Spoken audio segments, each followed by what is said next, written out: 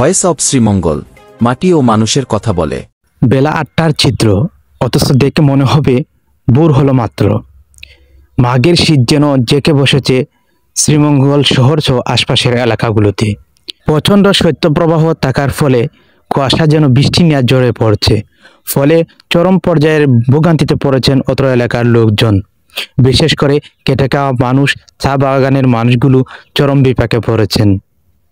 জীবিকার তাগিদে তবুও বেরিয়ে পড়ছেন অত্র এলাকার মানুষজন।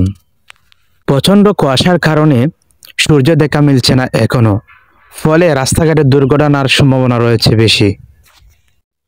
আবহাওয়া অফিসের তথ্য মতে বৃহস্পতিবার শ্রীমঙ্গলে সর্বনিম্ন 16 ডিগ্রি সেলসিয়াস রেকর্ড করা হয়েছে। এই তাপমাত্রা আরও বাড়তে পারে।